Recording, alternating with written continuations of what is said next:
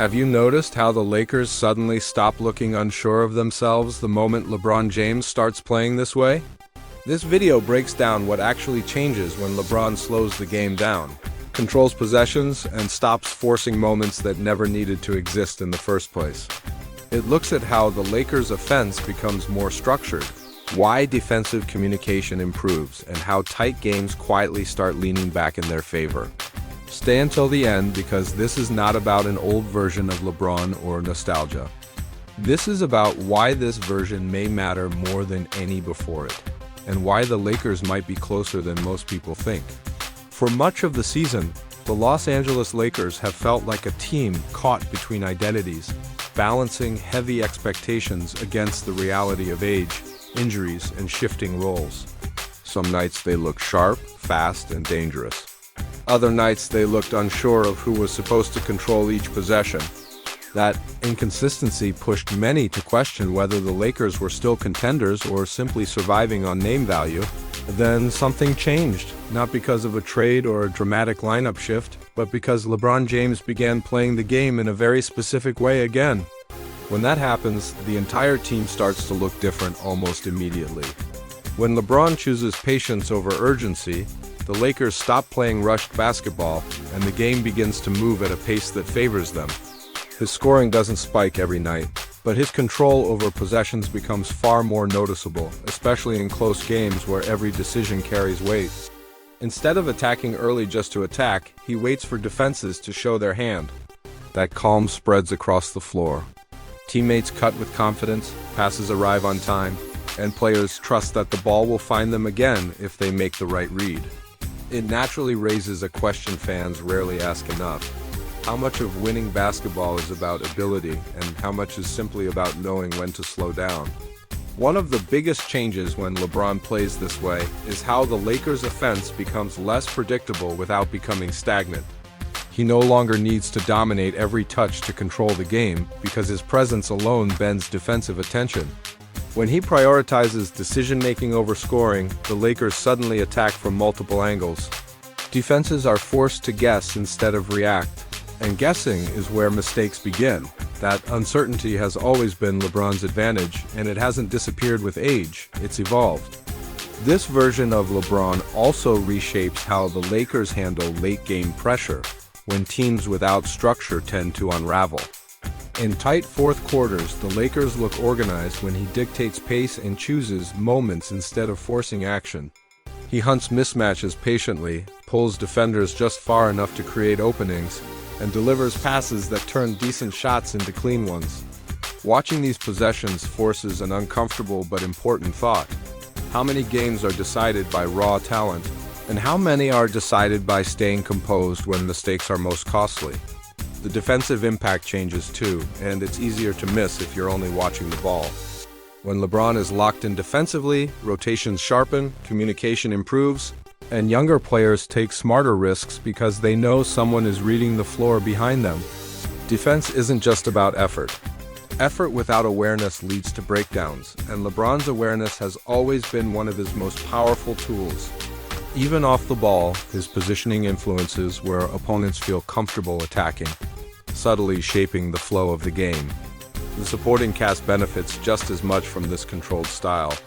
Players like Austin Reeves look more comfortable when expectations are clear, when they know whether they're creating or finishing instead of guessing mid-possession. Big men get cleaner entry passes and better spacing, which simplifies their role and boosts efficiency. Fewer wasted possessions may not stand out on highlights, but over an entire game, they quietly decide outcomes. What makes this version of LeBron especially interesting is that it doesn't depend on constant scoring bursts to stay effective. He can still score efficiently when needed, but he's equally comfortable spending stretches reading the game, conserving energy, and waiting for moments that truly matter. That patience often frustrates opponents who expect urgency and instead face a player operating 2 steps ahead mentally.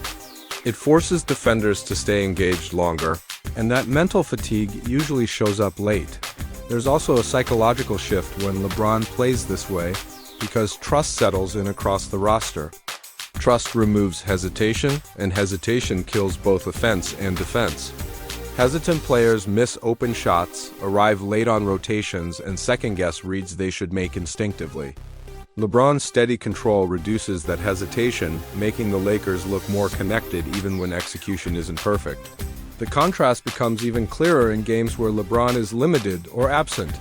The Lakers may still compete, but the offense becomes reactive instead of guided, and defensive communication tends to slip under pressure.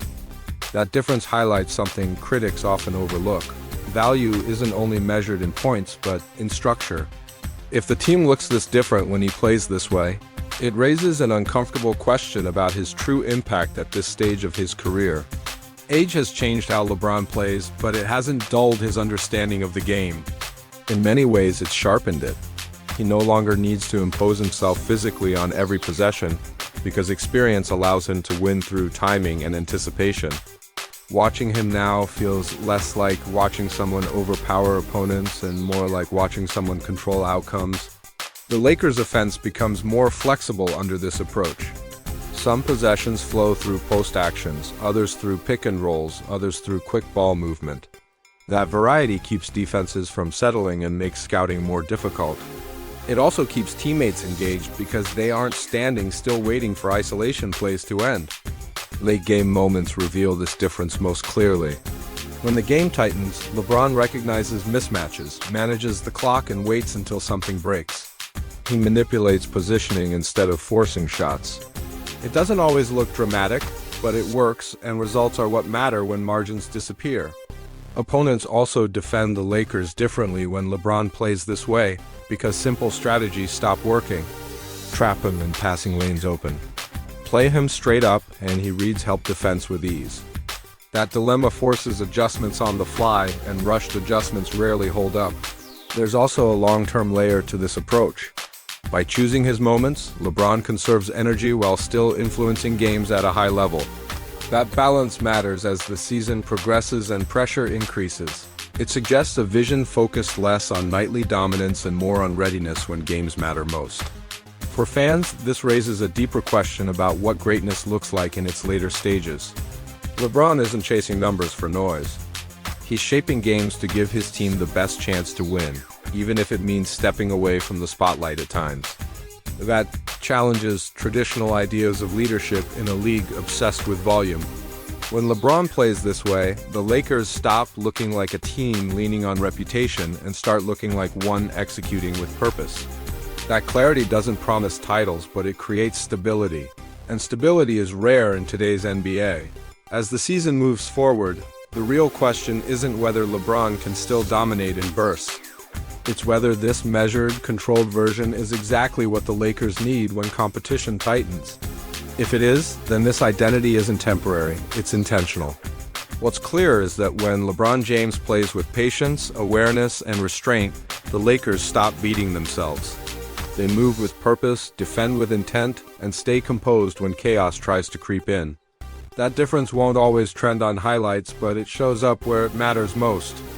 And as the season unfolds, the real question becomes whether this version of LeBron isn't just enough, but exactly right for the Lakers when everything is on the line. If this breakdown changed how you see the Lakers and what LeBron James is doing at this stage of his career, subscribe and stay close. The most important shifts in basketball rarely arrive loudly, and the next one might already be happening.